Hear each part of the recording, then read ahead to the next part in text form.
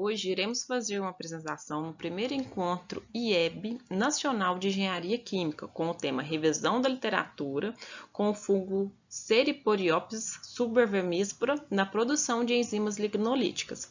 Responsável pelo trabalho sou eu, Mayra Fernanda Alves Bueno, e minha orientadora Sandra de Cássia Dias. Introduzindo o trabalho, esse fungo é um fungo da podridrão branca, e ele produz especialmente 3 enzimas, que é a lacase, a manganese peroxidase e a lignina peroxidase, que é um fungo responsável pela degradação da lignina em madeiras duras ou mole.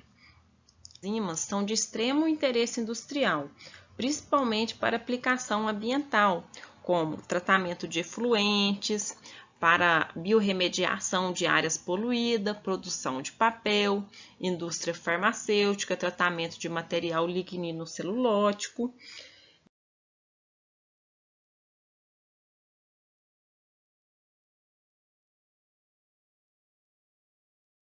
Esses fungos, têm característica de crescerem naturalmente aderidos em superfície. Devido a essa característica, pode-se utilizar eles imobilizados em biomassa natural, como material orgânico, por exemplo.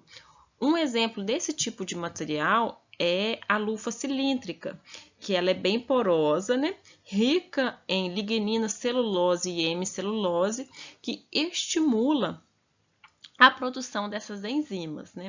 Essa imobilização em superfícies porosas acontece através da penetração das ínfas aos poros, provocando assim a absorção do fungo ao suporte imobilizante. E também, nesse suporte, tem que ter uma transferência ideal de oxigênio e substrato, que favorece a nutrição do meio, e também tem outros fatores importantes, como tempo de cultivo, tamanho do poro, viscosidade do meio, pH e temperatura.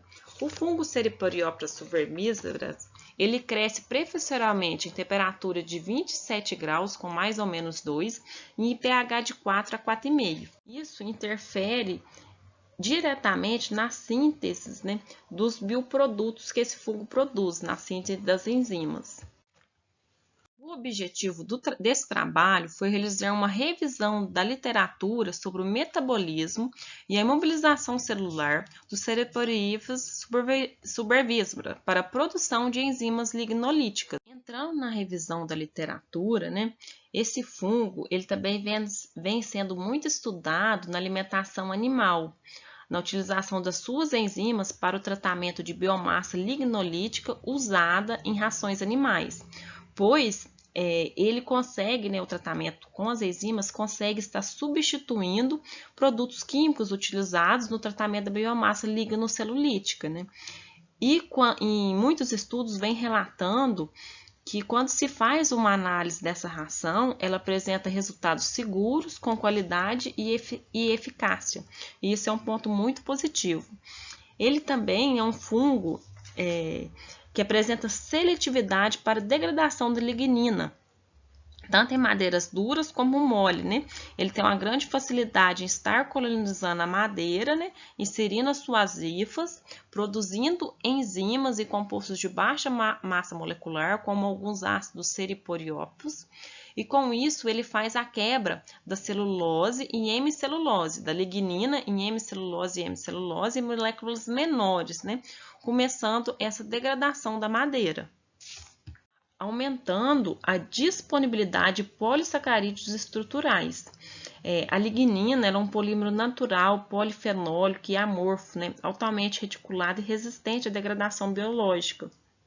E é um indutor natural, para a produção de enzimas pelos fungos Seriporiopsis.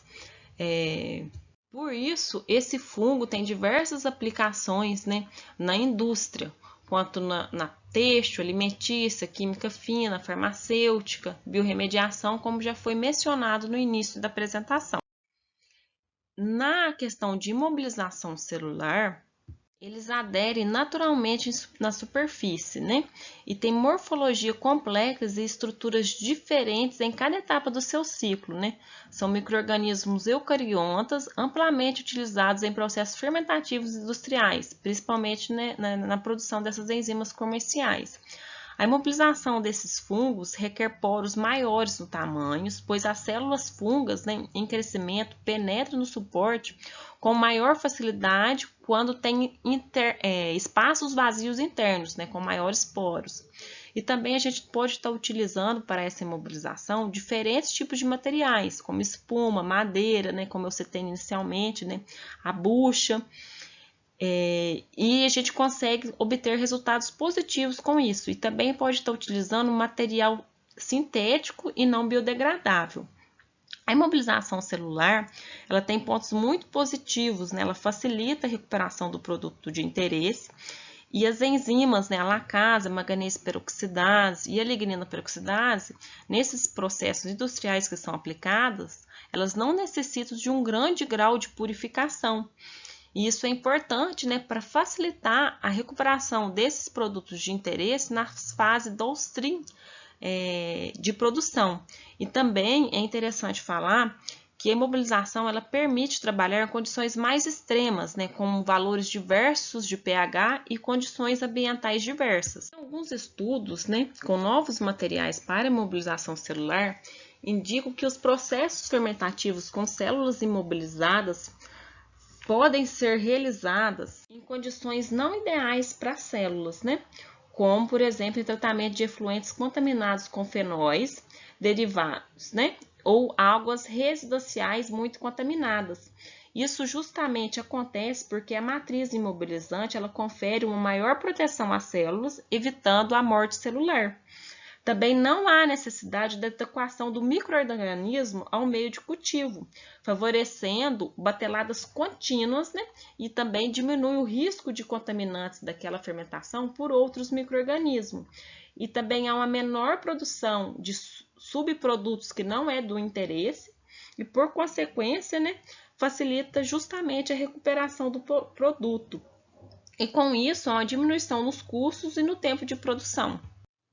E a mobilização, né, de célula microbiana pode acontecer de diferentes formas, tanto naturalmente como quimicamente, né, como a gente pode estar observando na figura, por absorção, ligação eletrostática, ligação covalente, né, englobamento, no caso, flocculação natural, flocculação artificial, microencapsulamento, né, e computação entre membranas.